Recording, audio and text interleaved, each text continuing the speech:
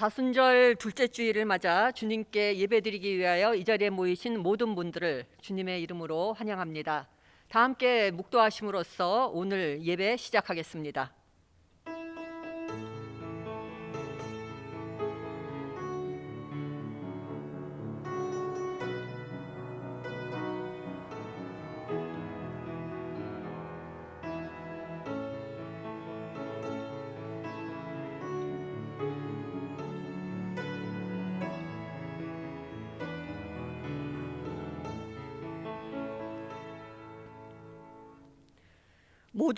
모든 경건한 자는 주를 만날 기회를 얻어서 주께 기도할지라. 주는 나의 은신처이오니 환난에서 나를 보호하시고 구원의 노래로 나를 두루시리이다. 악인에게는 많은 슬픔이 있으나 여호와를 신뢰하는 자에게는 인자하심이 두루리로다. 너희 의인들아 여호와를 기뻐하며 즐거워할지어다. 마음이 정직한 너희들아 다 즐거이 외칠지어다. 아멘. 자리에서 일어나셔 주시기 바랍니다. 찬송 부르시겠습니다.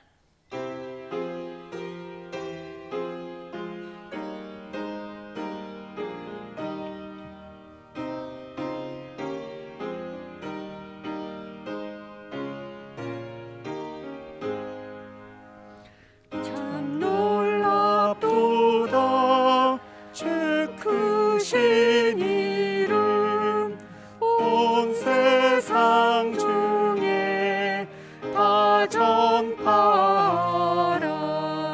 주 예수 이 세상 다스리시니 그 높으신 이름 참 영화롭다. 주 능력으로 늘 보호하고 늘 우리 곁에 함께 계시네. 그 보좌 앞에서 금물이 모여 구속하신 주를 찬양하리라.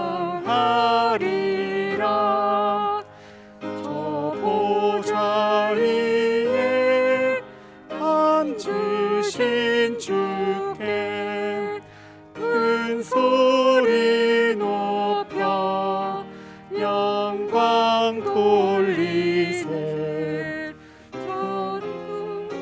천사들 그 보좌 앞에 다 머리 숙여서 경배드리세. 주 하나님께 다 찬양하라. 영광과 권능 지혜와 존귀 저 천사와 함께 주께 돌리고 그 영원한 사랑 다 감사하세.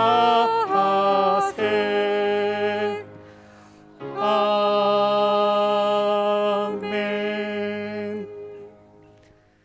다 함께 사도신경으로 저희들의 신앙을 고백하시겠습니다. 나는 전능하신 아버지 하나님 천지의 창조주를 믿습니다. 나는 그의 유일하신 아들 우리 주 예수 그리스도를 믿습니다.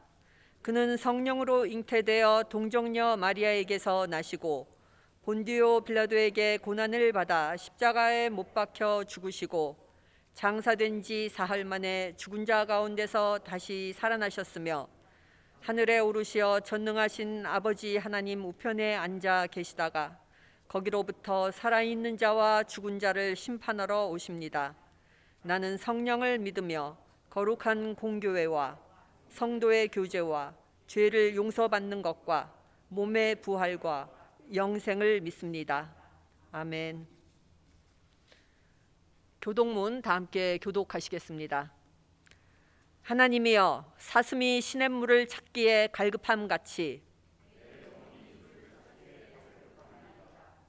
내 영혼이 하나님 곧 살아계시는 하나님을 갈망하나니 사람들이 종일 내게 하는 말이 내 하나님이 어디 있느뇨 하오니 내 영혼아 내가 어찌하여 낙심하며 어찌하여 내 속에서 불안해하는가.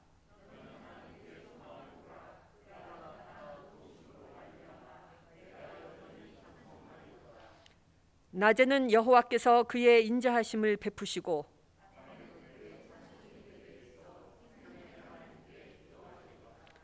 내 반석이신 하나님께 말하기를 어찌하여 나를 잊으셨나이까.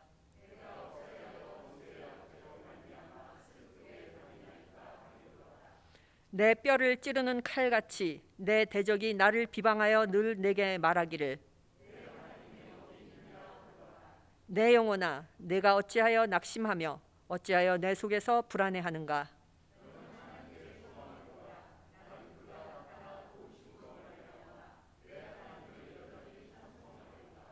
아멘. 이 시간은 저희들이 하나님과 이웃을 향해 지은 저희들의 죄를 고백하며 침묵 기도를 드리시겠습니다.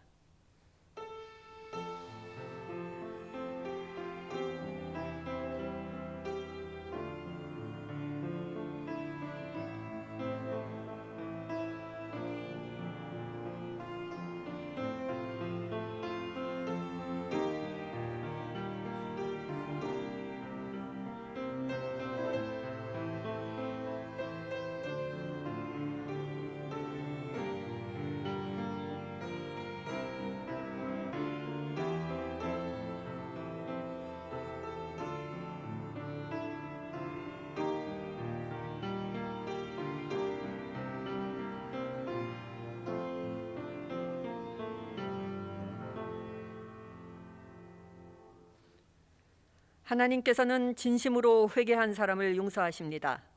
그러므로 예수 그리스도 안에 있는 사람은 정죄당하지 않습니다.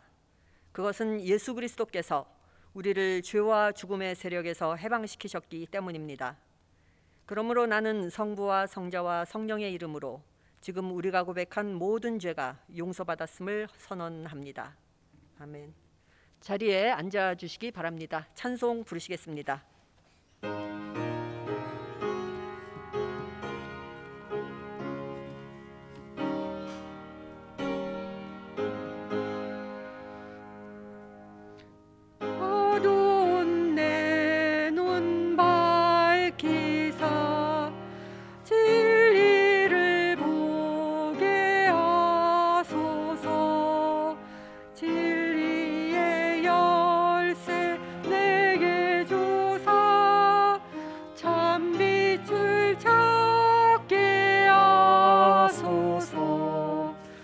깊으신 뜻을 알고자 엎드려 기다리오니 내 눈을 뜨게 하소서. 성령이여 막혀진 내 기여시삼 주님의 귀한 음성을 이 귀로 밝히 들을 때엔 내 기쁨 한량 없겠네. 깊으신 뜻을 알고자 엎드려 기다리오니 내 귀를 열어 주소서. 성령이여 봉해진 내 임여시사 복음을 널리 전하고 차가운 내 맘 녹여주사 사랑을 하게 하소서. 주신 뜻을 알고자 엎드려 기다리오니 내 입을 열어 주소서. 성령이여.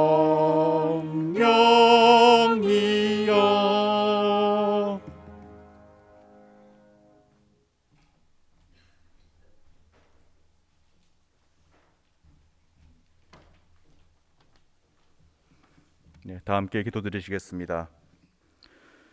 사랑과 은혜가 풍성하신 하나님, 한 주간 지켜주시고 죄인 된 저희들을 불러 오늘 거룩한 주일 예배의 자리에 나오게 하시니 감사드립니다. 지난 한 주간 하나님의 뜻대로 살지 못했던 저희의 모습을 이 시간 고백하며 내려놓습니다. 하나님 용서하여 주시고 주님을 더욱 닮아가는 모습으로 새로운 한 주를 보낼 수 있도록 도와주시옵소서. 코로나19와 전쟁, 산불과 같은 자연재해로 전 세계가 고통받고 신음하는 가운데 있습니다. 피해를 입은 사람들의 마음을 위로하여 주시고 속히 이 모든 사태들이 진정되게 하여 주시옵소서. 주님의 평화가 가득한 세상이 될 수 있도록 도와주시옵소서. 선교사님들의 땀과 눈물을 통해 이곳에 병원을 세우신 하나님, 저희 원주 세브란스 기독병원과 원주 의과대학을 늘 기억하시어 지역사회에서 하나님의 사랑을 실천하며 병들고 아픈 자들의 마음까지 사랑으로 채워줄 수 있도록 맡은 바 역할을 충실히 잘 감당하도록 도와주시옵소서. 새롭게 학기를 시작하며 공부하는 많은 학생들이 있습니다. 학생들의 마음속에 주님을 사모하는 마음을 심어주셔서 하나님의 뜻에 합당한 귀한 의료인들로 자라날 수 있도록 도와주시옵소서. 또한 교회에서 섬기고 있는 어린아이들의 마음에도 하나님을 사랑하고 깨달아 알 수 있는 지혜를 더하여 주시옵소서.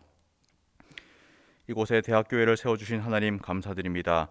우리 대학교회를 통해 하나님께서 귀하게 쓰실 영혼들을 구원하는 역사가 있게 하시고 친교와 봉사, 선교 등 감당하는 많은 사역들이 순조롭게 진행될 수 있도록 항상 지켜주시기를 소망합니다.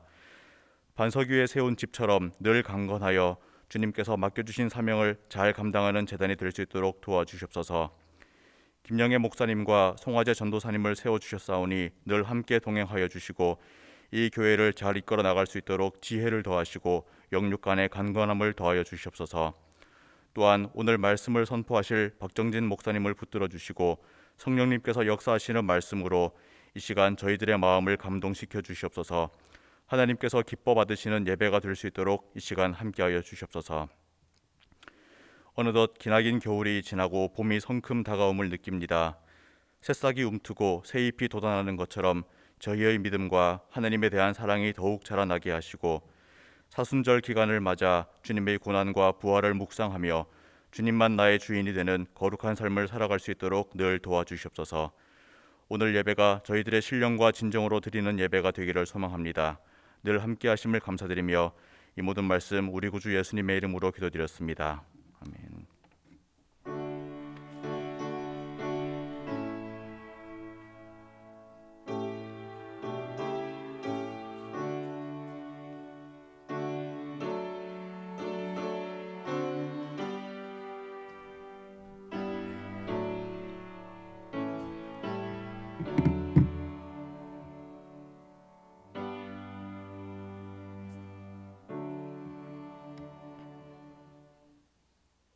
오늘 우리에게 주시는 하나님의 말씀은 마가복음 8장 30절에서 35절까지의 말씀입니다.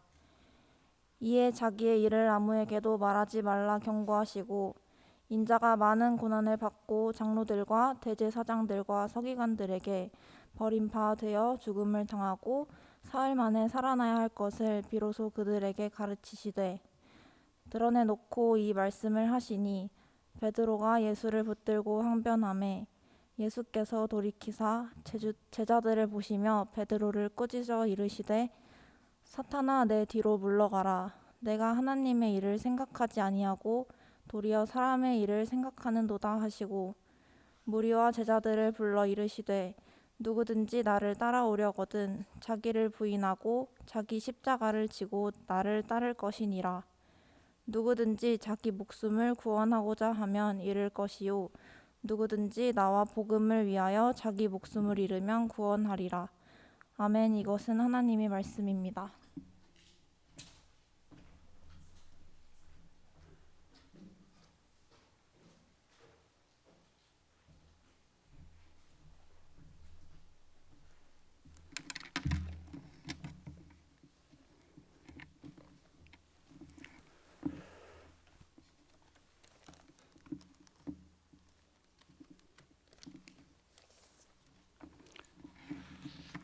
또 이렇게 여러분 만나뵙게 돼서 감사함을 드립니다.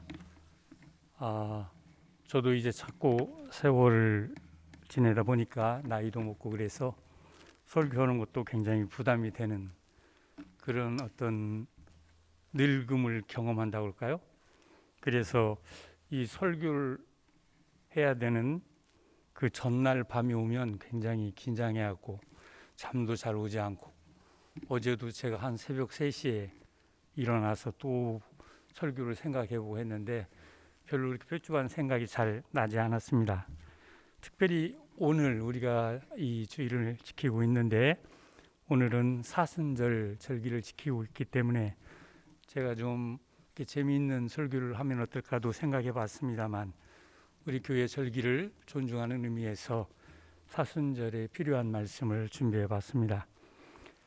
주님의 순환을 묵상하는 그런 주간이죠.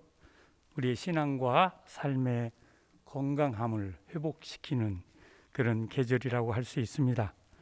그래서 많은 우리 신앙의 선배들은 이 기간을 금식과 기도의 시간으로 보내는 것을 의미 있게 생각했습니다.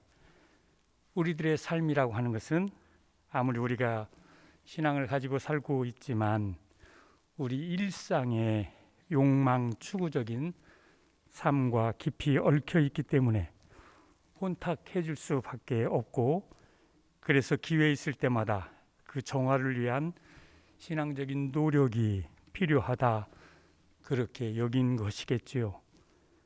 우리가 잘못된 신앙의 문제성을 늘 염두에 두면서 신앙생활을 해야 되는 이유가 저는 여기에 있다고 믿습니다. 잘못된 신앙의 문제성이란 말이 좀 거슬릴 수도 있습니다만, 이 신앙의 문제라고 하는 것은 그저 믿기만 하면 된다 라고 여기는 데에서 가장 큰 문제가 발생하는 것, 그것이 바로 신앙의 잘못된 문제이기 때문입니다. 우리가 믿는다고 말하는 이 신앙은 주 하나님과 그분의 뜻이라고 하는 분명한 근거와 대상을 가지고 있는 믿음이죠. 그렇기 때문에 이 대상에 대한 믿음과 신뢰를 통해서 우리 삶에서 이 신앙의 힘과 의미를 드러내야 하는 것, 이것이 신앙생활을 하는 우리들의 과제라고 할 수 있습니다. 그렇기 때문에 주님의 십자가, 순환과 부활 사건을 특별히 이 봄에 이렇게 다시 생각하고 뭔가 신앙적 교훈을 얻는다는 것, 저는 굉장히 의미가 있다고 생각을 합니다. 하나님의 뜻이 감추어진 이 십자가 사건이라고 하는 것은 우리의 일상적인 눈으로 볼 때는 잘 드러나지 않는 그런 진리를 내포하고 있기 때문입니다. 그래서 이 주님의 십자가와 부활 사건은 우리의 신앙의 눈이 열려야 되고, 특별히 우리 의식이 깨어나지 않으면 그 본래적인 의미를 알기가 어려운 그런 사건이기 때문입니다. 이 사건은 오직 하나님의 거룩한 뜻과 연결될 때에만 그 감추인 의미가 드러날 수 있고, 하나님의 구원 사건으로 우리가 믿어지고 고백될 수 있는 그런 사건이기 때문이죠. 그래서 주님의 이 십자가 사건은 세상의 눈으로 보면 실패의 상징이고 수치와 저주의 상징으로 간주되었던 것입니다. 이 사건의 진정한 의미가 인간의 모든 가치를 역전시키는 감추인 하나님의 거룩한 뜻이 드러날 때에만 우리에게 다가올 수 있는 것도 바로 이 때문입니다. 그렇기 때문에 우리 인간과 이 세상에 대한 하나님의 긍휼과 하나님의 자비와 그 깊은 사랑을 우리가 깊이 깨닫지 않고서는 결코 주님의 이 십자가와 부활 사건이 우리에게 바르게 이해되지 않는 것, 너무 당연하다고 할 수 있습니다. 주님께서 지신 십자가 사건은 많은 사람에게는 단지 거리낌이 되었고, 어리석은 일로만 간주되었던 것도 그 이유가 여기에 있었습니다. 그래서 사도 바울은 십자가의 말씀이 멸망할 자들에게는 어리석은 것이지만 구원을 받는 우리에게는 하나님의 지혜와 능력이라고 말하지 않을 수가 없었던 것입니다.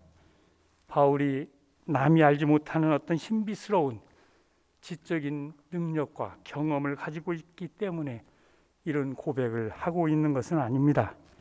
이 십자가 사건은 그의 일상의 삶과 사역에서 너무나 놀라운 생명의 역설적인 비밀을 깨닫게 해주었고, 그래서 그 안에서 감추인 하늘 뜻과 그 지혜를 얻을 수 있었던 것입니다.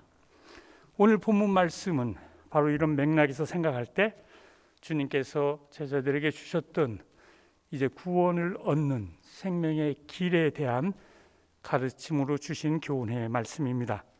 이 말씀을 통해서 우리는 주님께서 저 십자가 사건에 우리에게 새로운 생명의 길을 열고 있다는 역설적인 하늘 진리를 깨닫게 해줍니다. 이 말씀은 우리 신앙인이 많이 들어 알고 있는 말씀이지만, 그러나 그 바른 이해에 다가가기 위해서는 우리 자신의 신앙생활을 깊이 돌아보고 생각을 새롭게 하는 것이 요구되는 그런 말씀이기도 합니다.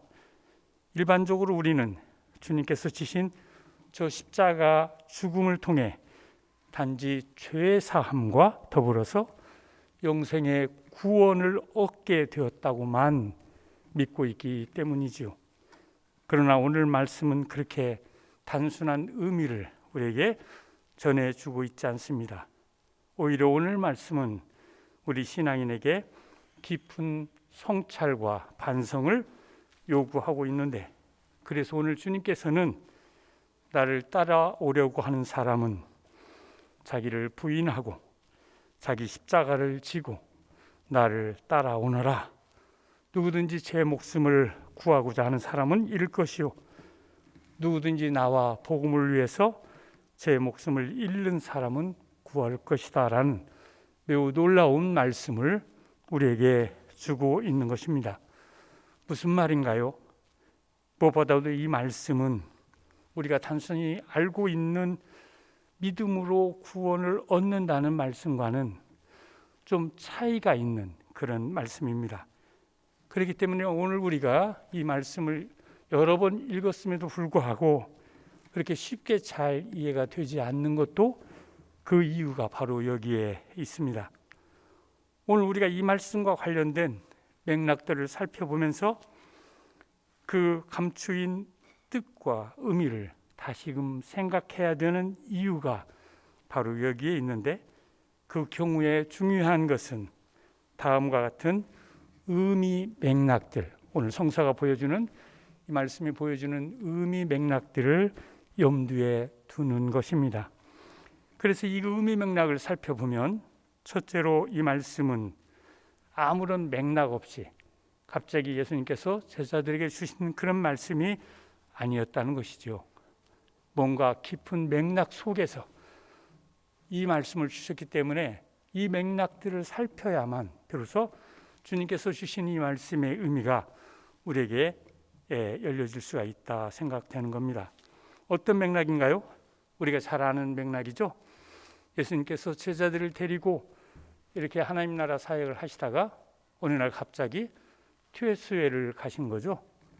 가이사라 빌립보라고 하는 지역으로 튀에스웨를 가셨습니다. 그 지역에 가셔서 서로 여러 가지 이야기를 나누시다가 갑자기 예수님께서 물었던 거죠. 사람들이 나를 누구라고 하느냐? 그랬더니 제자들이 무슨 얘기를 했습니까? 어떤 사람은 뭐 예언자 중에 한 사람, 아니면 뭐 큰 위대한 인물, 뭐 여러 가지 얘기를 했겠죠. 그랬더니 이제는 예수님께서 갑자기 제자들에게 직선적으로 질문을 던진 것입니다. 그러면 너희는 나를 누구라고 생각하느냐? 뭔가 예수님이 큰 작정을 했다라고 하는 걸 우리는 이 질문에서 보게 되는 거죠. 이제 뭔가 감추어져 있던 비밀을 밝혀서 제자들에게 새로운 어떤 깨달음과 과제를 주기 위해서 예수님께서 이런 질문을 했던 것입니다. 그랬더니 예수님의 수제자라고 말해지는 베드로가 나서서 주는 그리스도시요 살아계신 하나님의 아들입니다 라고 하는 정말 인간으로서는 생각할 수 없는 그런 신앙 고백을 했다는 거죠. 얼마나 놀라운 신앙 고백입니까? 정답을 얘기한 겁니다. 자, 그랬더니 예수님께서 그래, 내 말이 맞다 그렇게 해놓고는 그 대답이 얼마나 큰 대답이었는지 인정을 다 한 다음에 갑자기 본인이 순환을 당할 수밖에 없다는 어떤 이야기를 제자들에게 주신 겁니다. 아니, 하나님의 아들이 순환을 당한다고 하는 사실은 아마 당대의 신앙의 어떤 풍토 속에서 절대로 생각할 수 없는 그런 이야기였던 거죠. 근데 왜 예수님은 제자들에게 하나님의 아들임을 밝히면서 이 아들이 이제 제사장들과 여러 관원들에 의해서 순환을 당한다는 이야기를 하게 됐을까요? 그것을 듣고 있던 베드로가 가만히 있을 수가 없었던 거죠. 그래서 예수님께 나서면서 절대 그래서는 안 된다고, 말도 안 되는 소리를 왜 하시냐고 하면서 예수님께 항의를 했던 겁니다. 그랬더니 주님의 순환을 만류하는 이 베드로를 향해서 무슨 말씀을 하셨습니까? 아주 굉장한 비판의 말씀을 베드로에 주신 거죠. 베드로가 신앙적으로 고백하면서 예수님의 정체를 드러낼 때는 그렇게 칭찬을 하셨는데 이번에는 아주 엄한 그런 비판을 베드로에게 했던 것입니다. 자, 그렇기 때문에 이 말씀을 맥락으로 놓고 생각을 해보면 오늘 그것에 이어서 예수님께서 주신 이 말씀이 무엇을 의미하고 있는지를 우리가 좀 생각할 수 있다, 그런 얘기예요. 첫째로 좀 생각할 수 있는 건 뭘까? 예수님이 이 말씀을 이렇게 다 드러낸 이유, 이것은 이제 하나님 나라 선교와 관련해서 이제는 결코 양보하거나 타협할 수 없는, 적당히 감추어 두고 어떤 일을 행하는 그런 것이 아닌 모든 것을 분명하게 드러내야 될 때가 왔음을 예수님이 지금 선언하고 있는 것이라고 얘기할 수 있습니다. 그래서 그런지 우리가 성경을 읽어보면 바로 이 사건 이후에 예수님의 사역의 방향과 목표가 매우 분명하게 전개되고 있는 걸 우리가 보게 된다, 그런 얘기예요. 제자들의 생각에도 그동안 예수님하고 친하게 지내면서 여러 가지 교훈적인 얘기를 많이 들었지만 이 놀라운 고백과 예수님의 선언이 있고 난 다음부터는 뭔가 사역에 굉장히 위험이 감지되고 여러 가지 사건들이 발생하는 그런 일을 경험하게 될 수밖에 없었다, 그런 얘기입니다. 그렇게 만약 우리가 이 말씀을 맥락으로 놓고 생각하면 우리가 기독교인이고 신앙이지만 우리의 삶의 현실이라는 건 늘 변화 속에 있고, 그래서 생각도 변하고, 그래서 예수님에 대한 어떤 의미도 변해가는 그런 삶을 살고 있는 거죠. 그러나 이런 삶을 다 하셨던 예수님께서는 오늘 이 말씀 이런 걸 통해서 주님이 이제 지실 저 십자가가 갖는 의미라고 할까요? 그것이 얼마나 큰 의미를 갖는지를 어떤 삶의 상황의 변화에도 불구하고 그건 깊이 잘 간직해야 한다는 어떤 교훈을 이 제자들에게 주시고자 했던 것이 아니냐, 그렇게 생각이 된다, 그런 얘기입니다. 그래서 오늘 말씀은 우리 신앙인에게 그 무엇보다도 바로 저 십자가 사건의 거리낌이라고 바울이 표현했죠. 십자가 사건의 거리낌과 그 안에 감추어져 있는 능력과 그 안에 내포되어 있는 의미를 우리 신앙과 삶의 중심에 두어야만 그때 비로소 우리 신앙은 어떤 방향과 근거를 갖는, 그래서 열매를 맺는 삶으로 나아갈 수 있게 된다 하는 교훈을 주님께서는 제자들에게 주셨다고 생각이 되는 겁니다. 그래서 그랬을까요? 많은 사람들은 이 이야기를 읽은 다음에 주님의 십자가는 많은 신앙인들의 신앙의 건강성을 시험하는 시금석이라는 말을 사용할 수가 있었던 것입니다. 비록 세상의 눈으로 보면 어리석고 정말 말도 안 되는 그런 사건이라 생각이 되지만, 그러나 믿는 우리에게는 뭔가 새로운 힘과 새로운 비전을 주고 새로운 하늘 진리를 깨닫는 놀라운 의미가 이 십자가 사건에 포함되어 있었다라는 얘기입니다. 둘째로 또 하나 중요한 대목이 우리 눈에 들어오고 있습니다. 이런 맥락에서 우리가 잘 보면 재미있게도 여기서는 십자가가 어떤 죄를 속하는 대속적인 의미에서 말해지고 있지 않다는 사실이에요. 우리가 가지고 있는 십자가에 대한 어떤 생각이나 이런 것들은 기독교적인 교리를 통해서 우리가 알게 된 거죠. 물론 틀린 건 아닙니다. 틀린 건 아니죠. 주님의 십자가로 인해서 우리의 죄가 사함받고 우리가 영원한 삶에 들어가는 것, 그건 틀린 말이 아닌데, 오늘 여기 예수님이 강조하고 있는 이것은 그런 의미와는 좀 다른 의미의 이야기를 우리에게 들려주고 있다, 그런 얘기예요. 특별히 여기서 우리가 눈여겨봐야 되는 대목은 십자가를 단순한 대속적 의미, 예수님이 십자가를 보면서 기도하고 눈물 흘리면서 내 신앙을 이렇게 청결하게 만드는 그런 의미가 아니라, 이제 이 십자가는 예수님을 뒤따라가는 제자의 길과 관련해서 특별히 생명의 구원을 얻는 그런 어떤 길과 관련해서 말해지고 있다는 사실이에요. 자, 이게 굉장히 놀라운 이야기입니다. 흔히 오랫동안 기독교 2000년 이상의 역사를 가지고 있기 때문에 많은 사람에게 쉬운 말로 예수님의 저 십자가 사건을 설명해서 그것을 받아들이도록 했던 거죠. 그러나 이 십자가 사건은 여러 층위가 있을 수 있는데 가장 본질적인 그 층위에서 말해줄 수 있는 것, 그것이 바로 오늘 예수님의 이 말씀을 통해서 드러나고 있다, 그런 얘기입니다. 제가 서두에 그런 얘기 했죠. 우리가 그냥 교리적인 신앙을 듣고 암송하고 그것을 따라서 신앙생활을 하다 보면 신앙이라는 건 그냥 믿으면 되는 거구나 라고 생각할 수가 있게 됩니다. 그렇지 않습니까? 예수님이 나를 위해서 죽으셨대, 내 죄를 사하셨대. 그걸 안 믿을 이유가 없어요. 믿어서 뭐 손해보는 게 있어야 믿지, 안 믿을 이유가 없는 거죠. 그럼 믿으면 되겠다, 이렇게 생각할 수가 있는 겁니다. 그러나 사실은 그것은 십자가 사건의 가장 밑에 층에서 우리가 뭔가 생각을 위해서 주는 그런 말씀이고, 이 신앙이 제대로 된 신앙이 되기 위해서는 바로 오늘 예수님이 말씀하시는 예수님의 뒤를 따르면서 예수님이 하고 계신 저 사역의 의미가 우리 삶과 무슨 관계가 있고 우리가 우리 삶 속에서 무슨 과제를 짊어지고 사는 존재인지를 깨달아지는 그런 단계에 나아갈 때에 비로소 우리는 우리 신앙이 제대로 된 신앙이라고 말할 수 있게 된다, 그런 얘기입니다. 그런 점에서 예수님을 뒤따르는 제자의 길, 생명을 얻는 구원의 길로 십자가 사건을 이야기하고 있는 것, 너무나 큰 의미를 갖는 대목이라고 할 수 있습니다. 만약에 십자가가 이런 거라고 한다면 이 십자가는 우리의 죄사함이나 구원만이 아니라 그것을 위해서만 뭔가 십자가를 향해서 바라보는 그런 것이 아니라 우리가 그 십자가 사건에 직접 참여해야만 하는 무엇이라는 사실을 알게 된다, 그런 얘기예요. 여러분, 이게 굉장히 놀라운 얘기 아닙니까? 우리가 신앙을 가지고 살지만 정말 아무것도 않고도 믿는 자로서 살 수 있죠? 안 그런가요? 아무것도 않고.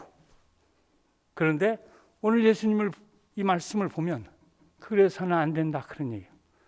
우리가 예수님을 믿게 되고 더더군다나 예수님이 십자가를 지시면서 우리에게 남기신 뭐가 있는 건데, 만약 그것을 받아서 우리 삶 속에서 새로운 어떤 존재로 나아가고자 한다면 오늘 이 말씀은 매우 의미가 큰 그런 어떤 말씀이다, 이렇게 생각이 되는 겁니다. 그렇기 때문에 오늘 말씀에서는 십자가를 믿어라라는 말이 한마디도 나오고 있지 않죠. 우리 교회 역사에서는 십자가를 믿으십시오, 뭐 이런 얘기를 많이 했을 수 있습니다. 그러나 오늘 말씀은 십자가를 믿어라 그렇게 말하지 않고 십자가를 지라고 말하고 있는 겁니다. 안 듣고 싶죠? 십자가를 지라니. 아니, 어떻게 십자가를 지라는 거지? 예수님이 지신 십자가, 로마 제국에서 범죄인에게, 사형을 언도받은 범죄인을 사형시키기 위해서 사용했던 그런 형식의 어떤 처형 도구였는데 어떻게 그 십자가를 지고 신앙생활을 하라는 거야? 이건 말도 안 돼. 이런 생각이 저절로 드는 대목이 바로 오늘 이 말씀 안에서 우리에게 들려주고 있습니다. 너무나 끔찍한 십자가. 도대체 이 십자가를 지라는 말은 무엇일까 고민을 하게 되죠. 그래서 그랬을까요? 세 번째로 오늘 본문은 예수님을 뒤따르는 사람들이 지는 십자가는 예수님께서 지셨던 저 거친 십자가가 아니라 자기를 부인하면서 지는 자기 십자가라는 사실입니다. 너무나 다행스러워요. 그 앞절까지 읽고 막 놀란 가슴을 갖고 있다가 이 대목에 오면 그러면 그렇지. 나한테 그 십자가를 지라고 했을 리는 없어. 내가 져야 될 십자가가 따로 있는 거구나 하는 걸 알게 된다. 그런 얘기입니다. 도대체 이 말이 무슨 말일까요? 자기를 부인하면서 지는 자기 십자가.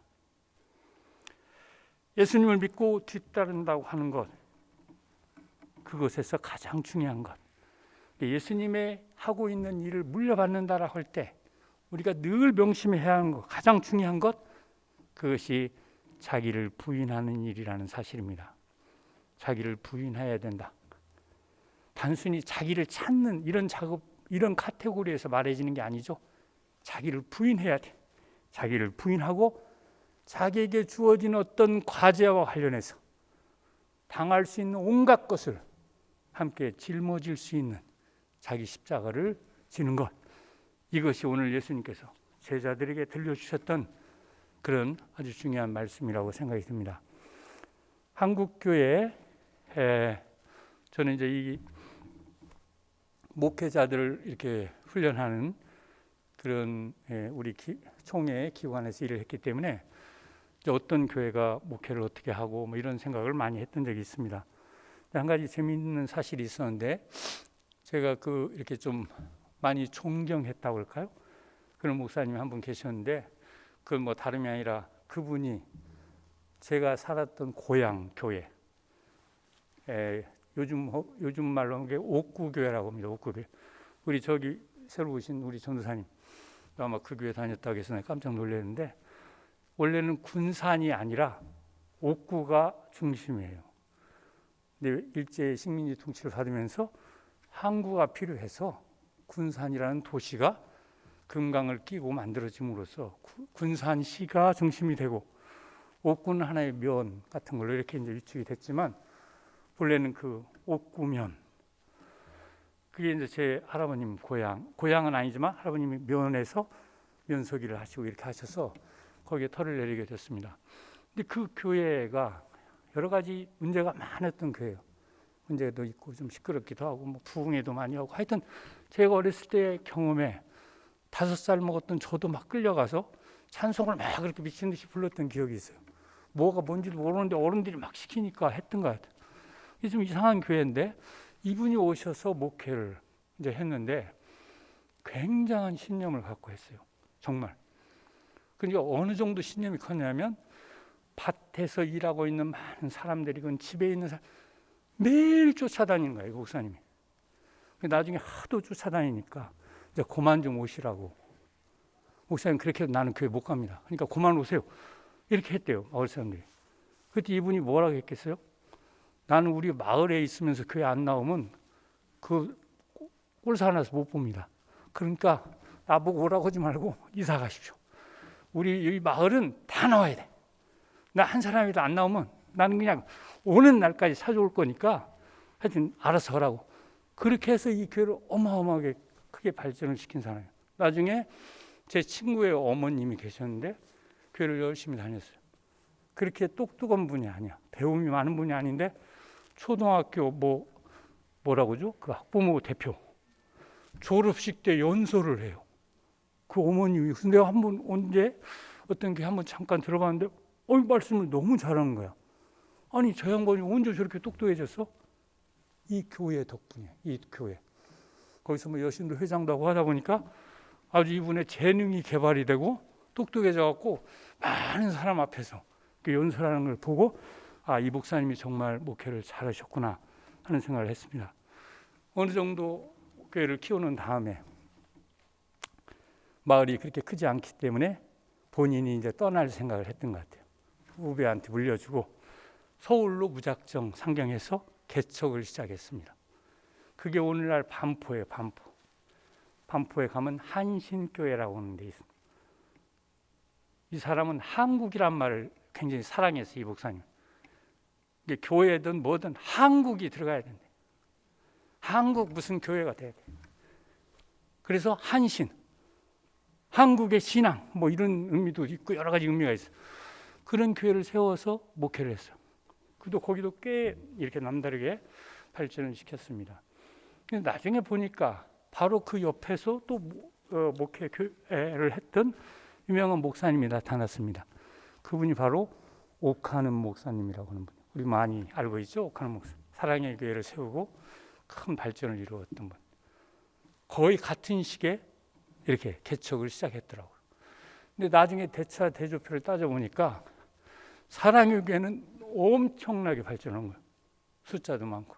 근데 이분 교회도 굉장히 크고 오늘날 이제 분당 판교로도 새로운 교회를 만들고 이렇게 했지만 저쪽하고 비교하면 여전히 크지 않은. 그랬더니 어느 날 이 한신교회를 하셨던 이준규 목사님께서 그런 고백을 하더라고.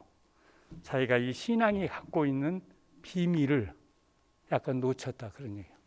열심히 하고 뭘 막 열심히 하면 뭐가 된다고 생각한 거야. 신방도 열심히 하고 목회도 열심히 하고 그걸 통해서 교회가 성장을 했죠. 그런데 저쪽 교회 사랑의 교회 했던 건 좀 달랐다는 거죠. 여러분 뭘 했는지 아십니까? 들어본 적 있어요? 그게 바로 제자훈련 교육이라는 거예요. 제자훈련 교육. 저도 처음에는 이게 뭐지? 이런 생각을 했습니다. 근데 오늘 이 말씀을 읽으면서 더 저한테 확신이 왔던 게 바로 이거예요. 신앙의 깊이로 들어가는 건 제자의 삶의 길을 간다 생각하고 믿음을 가지고 씨름할 때에만 이 온전한 의미가 우리에게 주어질 수 있는 거구나. 신앙을 아무리 강조하고 하나님의 은혜를 아무리 강조해도 한계가 있어. 우리가 믿는다고 하지만 늘 내 욕심에 따라서 믿게 돼. 내가 좋은 대로 믿게 돼요. 그러다 보니까 내가 싫은 것도 믿는 그런 차원이 잘 오지 않는. 그러나 제자 훈련은 제자가 갖춰야 할 여러 가지 것들, 그것을 종합적으로 교육을 하기 때문에 이 제자 훈련을 통해서 한국교회 엄청난 선풍을 일으켰던 거죠. 오늘날 한국교회 많은 발전 속에 옥하는 목사가 했던 큰 기여가 여기에 있었습니다. 오늘 이 말씀이 어떤 의미를 갖는지는 모르겠지만 예수님께서 나를 따라오려거든 자기를 부인하고 자기 십자가를 지라고 한 이 말씀은 그런 점에서 우리가 신앙을 놓고 고민한다라고 한다면 예수님의 이 말씀을 놓고 기도하고 가슴에 새기면서 도대체 신앙을 갖는 게 뭔지를 정말 진지하게 생각해야 된다고 생각합니다. 자, 자기를 부인하면서 지는 십자가 좀 안심이 많이 되지 않습니까? 그러면서 이 십자가는 우리에게 어떤 과제를 던져준다 그런 얘기예요. 믿음 생활을 하면서 아무런 과제가 없다? 이건 정말 인간이 뭔지를 모르는 사람이 취하는 태도라고 저는 생각합니다. 인간은 과제를 설정해야 돼. 나이가 들어도 내가 매일 운동할 거야 하다못해 내가 책을 한 페이지씩이라도 읽을 거야 라는 과제를 설정하지 않으면 인간은 자꾸 이게 낙후하게 돼 있죠. 바로 주님께서는 인간을 너무 잘 알았기 때문에 이 신앙을 더 업그레이드 하는 데는 어떤 과제가 필요해. 그 과제가 뭐냐? 너를 부인하고 네가 서 있는 삶의 자리에서 너에게 부여되는 하나님 나라의 삶을 살아가는 것. 그것이 바로 너의 과제가 되면 시간이 지난 어느 후에 너는 엄청난 과제와 더불어서 성장하는 그런 기쁨을 맛보게 된다. 이게 바로 자기를 부인하고 십자가를 지는 의미라고 저는 생각합니다. 예수님을 믿고 뒤따르는 것에서 가장 중요한 것, 그것이 먼저 자기를 부인하는 것이고, 예수님을 믿는 것, 그것은 단지 내 소원을 이루는 것이 아니라 그분의 삶과 그분의 운명을 함께 나누는 그런 과제를 갖는 것, 그것이라는 사실을 제자들에게 주님은 알게 하기를 원했다, 그런 얘기예요. 그래서 바로 이 퇴수회 안에서 주님은 제자들에게 부인하고 자기 십자가를 지는 이 귀한 진리를 뭔가 잘 깨달을 수 있도록 노력을 많이 했다라고 생각이 든다, 그런 얘기입니다. 요즘 제가 이 얘기를 자꾸 강조한 이유가 있습니다. 요즘 우리 생활 세계, 우리가 살고 있는 이 세계가 너무 복잡해지고 있죠. 한 가지 중요한 건 그럼에도 불구하고 예수님이 이런 얘기를 하셨다는 얘기는 우리의 삶의 자리를 인정했다는 이야기이기도 하죠. 똑같은 십자가를 지라는 얘기가 아니죠. 각자가 서 있는 삶의 자리에서 과제를 갖고 씨름하는 겁니다. 그렇기 때문에 얼마나 좋은 말씀을 주신 거예요. 자기가 서 있는 삶의 자리에서 어떤 과제를 발견하고 그걸 하는 뜻과 연결시키는 것, 그것이 우리 신앙인이 해야 될 일이다, 그런 얘기예요. 또 하나는 이 뒤따름의 길, 십자가의 길, 그것이 없이는 인간이 자기를 부정한다는 게 굉장히 어렵다는 걸 알았기 때문에 주님께서 이 말씀을 주셨다고 생각합니다. 저도 이렇게 이제 적지 않은 세월을 살아왔는데 이 많은 것도 고쳐지지가 않아요. 요만한 거. 우리 집사람하고 가끔 막 저 많이 혼납니다. 또 이렇게 했는데 뭐 쓰레기 하나 버리는데 잘 생각이 안 나. 그 엉뚱한 데 갖다 버리고 있어. 또 거기 버렸냐? 아, 그러면 안 되겠다. 다음에 또 거기로 가요.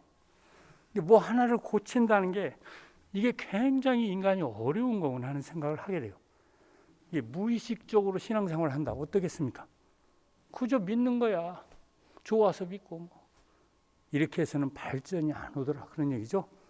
그렇기 때문에 자기 삶의 자리를 먼저 잘 알아야 되고 자기를 부정하는 마음으로, 거기에 헌신하는 마음으로 그 과제를 자기 것으로 만들 때 그때 거기서 새로운 역사가 일어나더라, 그런 얘기예요. 아니 우리 대학교에 이것을 적용한다면 여러분 어떤 생각 하시겠습니까? 진짜 저한테는 너무나 귀한 교회가 우리 의과대학 교회입니다. 저는 목회를 해본 사람이 아니었어요. 이 교회에 와서 목회 훈련을 한 거예요. 목회 훈련. 알지도 못하면서 모인다고 하니까 쫓아가고 또 뭐가 누가 어떻다고 하니까 만나고 이렇게 하다 보니까 나도 모르게 그냥 끌려다니면서 과제를 얻게 되고 그 과제를 갖고 고민하면서 결국 신앙 안에 감추어진 비밀을 깨닫게 되는 그런 단계에 온 겁니다. 저는 요즘 우리 집사람하고도 이렇게 둘이 있으니까 얘기를 많이 하게 되죠. 지난 날을 회상하면서 누가 노래를 그렇게 부르더라고. 지난 날을 회상하면 뭐 어쩌다 이런 얘기 하는데 정말 이 교회에 와서 지난 날 했던 많은 일들이 떠올라요. 그리고 그 과제가 저를 오늘날 저로 성장시켜 줬구나 하는 생각을 금할 수가 없습니다. 이제 뭐 교회도 아마 조금 뭐 알고 계시리라고 생각이 드는데 원래 제가 이렇게 대학에 있었는데 무슨 설교집을 내고 이런 건 잘 하면 안 되는 거죠. 설교집 목회하는 분들이 내고 이래야 되는데 설교집을 내고 싶은 마음이 갑자기 생겼어요. 내가 뭘 자랑하겠다 이런 말이 아니라 설교가 뭔지도 잘 모르던 내가 이 안에서 이렇게 하다가 이런 깨달음이 왔는데 이게 어떻게 된 거냐 하는 걸 좀 이렇게 알게 하고 싶어. 난 잘 모르지만 뭔가 과제를 진지하게 붙들고 씨름하니까 이런 깨달음이 다다르더라. 그래서 그래 설교 좀 한번 내자 했더니 여러분이 이제 많이 도움을 주셔서 지금 거의 이제 아마 4달쯤에는 책이 나올 것 같습니다. 어쨌든 오늘 예수님이 준 이 말씀 잘못 생각하면 굉장히 회피하고 싶은 말씀입니다. 그러나 잘 생각하면 우리를 하나님의 축복으로 이끌어가는 그런 귀한 말씀이라는 그 생각 여러분이 이번 이 사순절 기간에 꼭 해주시길 바라고 특별히 그냥 많은 사람들이 행복과 성공만을 위해서 달려가는 그런 삶의 모습을 우리가 많이 보는데, 그러나 그럴수록 사실은 우리의 본질을 잃어버리고 있는 오늘 현실을 목도하는 거죠. 우리가 여기에서 신앙을 갖고 산다는 것, 뭔가 남다른 거라고 저는 생각합니다. 이걸 잘 붙들면 이 안에서 새로운 지평이 열리고 많은 사람이 보지 못하는 것들이 보이고, 특별히 나를 부정할 만큼, 나의 경계를 넘어갈 만큼 내 안에 영향이 주어진다면, 그때는 누구와의 만남도 무섭지 않고 두렵지 않고, 오히려 그것을 통해서 더 큰 과제를 만들어내는 그런 어떤 신앙의 성장이 주어진다고 생각합니다.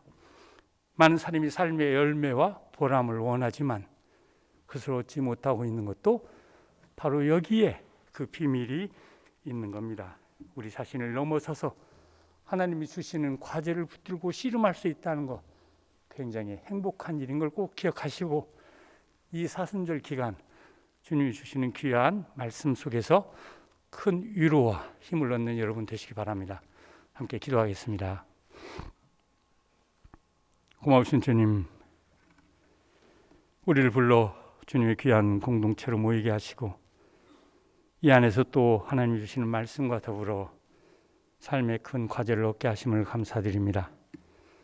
그 어느 곳보다도 주님이 주시는 귀한 말씀과 더불어 주어지는 과제를 붙들고 씨름해야 되는 교회, 바로 의과대학교의 힘을 저희는 믿고 있습니다. 많은 환자를 대하고 많은 사람을 대하면서 그 안에서 정말 하나님의 참된 삶의 모습을 보이는 저희가 되게 하시고, 특별히 이 일을 통해서 원주에서만이 아니라 우리나라 전국에서도, 그리고 전국을 넘어 세계를 통해서도 이 대학교회가 크게 빛나는 주님의 귀한 공동체가 되게 해 주옵소서. 이 모든 말씀 예수님의 이름으로 기도합니다. 아멘.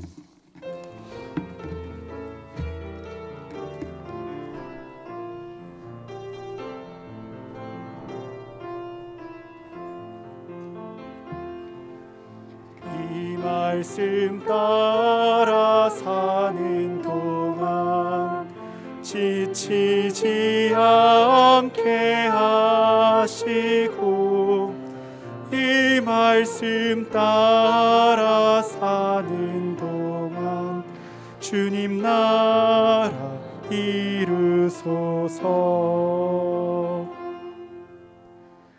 이 봉헌 드리시겠습니다.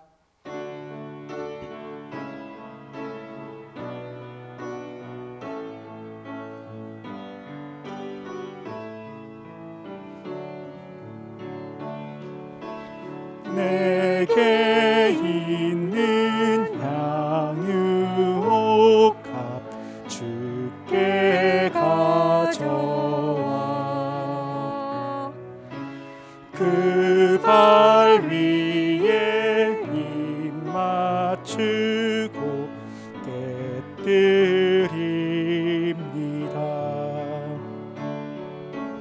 주님 다시 위에 오임하실 그때, 주의 크신 사랑으로 날 받아주소서. 기도하시겠습니다. 사랑과 은혜가 풍성하신 주님, 이 사순절 기간을 맞아 저희들의 삶을 되돌아보며 저희들의 근심과 걱정을 내려놓고 주님의 뒤를 따르고자 합니다. 저희들의 마음의 중심을 주님께서 잡아주시고 저희들의 길을 인도하여 주시옵소서. 주님께서는 저희들에게 많은 좋은 것으로 저희들의 삶을 채워주셨습니다. 주님으로부터 받은 그 사랑과 은혜가 너무도 감사하여 지금 이 시간 저희들의 정성을 모아 예물을 드립니다. 이 예물을 기쁘게 받아주시옵소서. 주님께 드린 이 예물이 어려움을 당하는 이웃들에게 주님의 은혜와 사랑이 전달되는 도구가 되게 하여 주시옵시고, 이 예물이 주님의 영광을 나타내고 복음이 전파되며 하나님 나라를 세우는 일에 쓰이게 하여 주시옵소서. 이 모든 말씀 예수님 이름으로 기도드립니다. 아멘. 네, 성도의 교제 시간입니다. 주위에 계신 분들과 인사 나누어 주시기 바랍니다.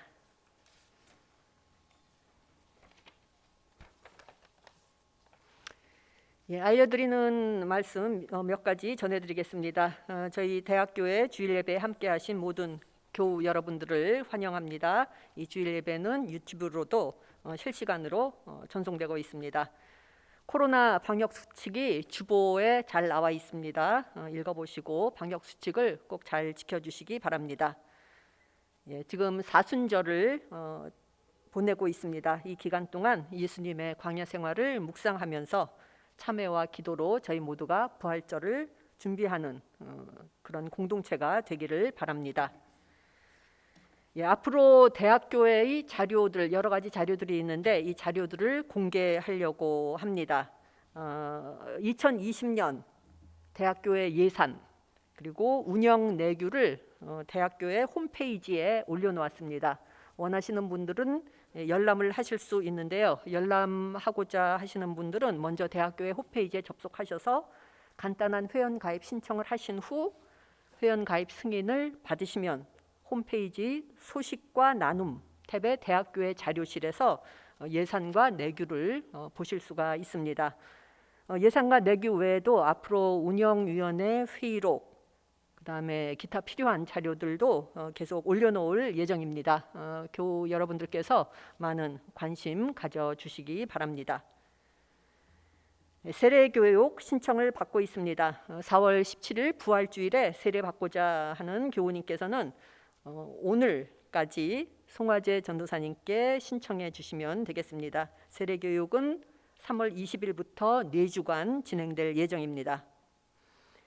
예, 기도 제목입니다. 교우분들 중 건강 회복을 위해 치료 중인 분들이 있습니다. 이분들의 빠른 회복을 위해서 기도해 주시기 바라고요. 코로나의 빠른 종식을 위해서 그리고 저희 교우분들 중 코로나로 인해 자가격리하고 계신 분들이 계십니다. 이분들의 빠른 완치를 위해서 기도해 주시기 바랍니다. 또한 해외에서 사역 중이신 선교사님들을 위해서 기도해 주시기 바라고요. 학업에 수고하고 있는 저희 교회 청년들을 위해서도 함께 기도해 주시면 감사하겠습니다. 예, 그리고 이번 주 주보를 보시면은 헌금란이 약간 그 양식이 바뀌었습니다.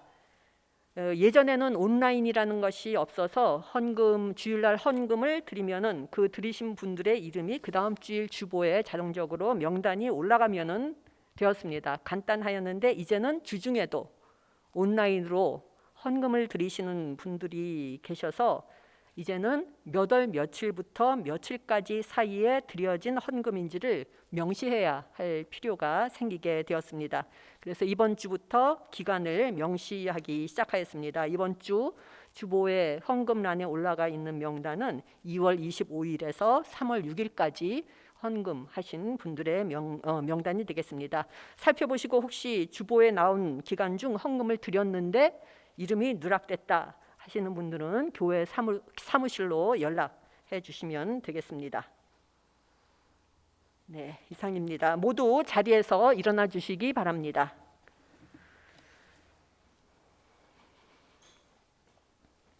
예수 그리스도 안에서 새 생명을 얻은 여러분에게 권고합니다.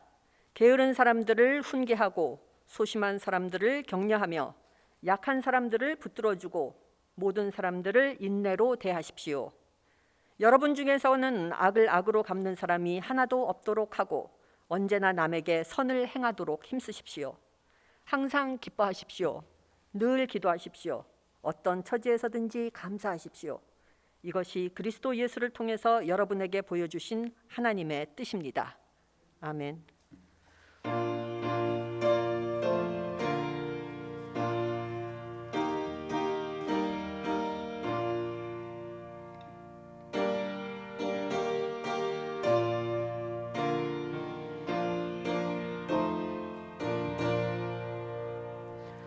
누가 주를 따라 섬기려는가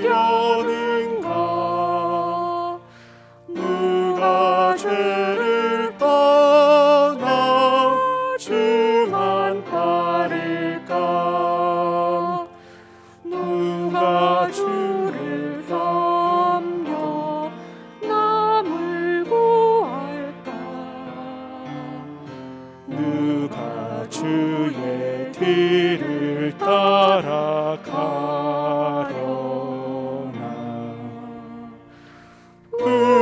부르심을 받아 주의 은혜로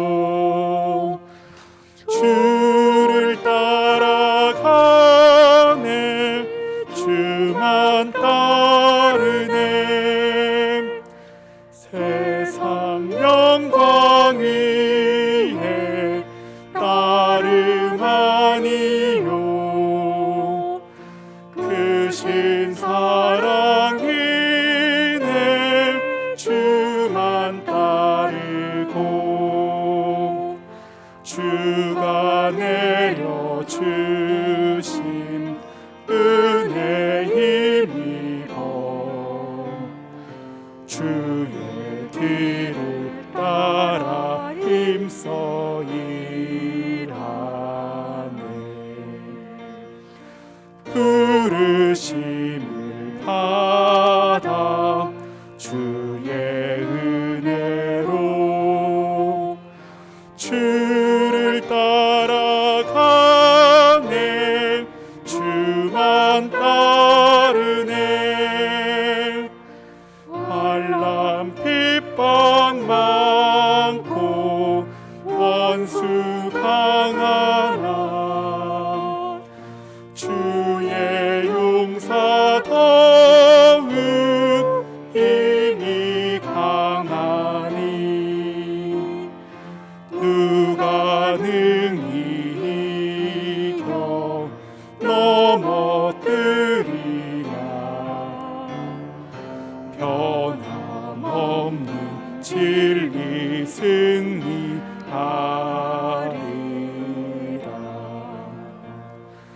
기쁜 찬송하며 주의 은혜로 주를 따라가네 주만 따르네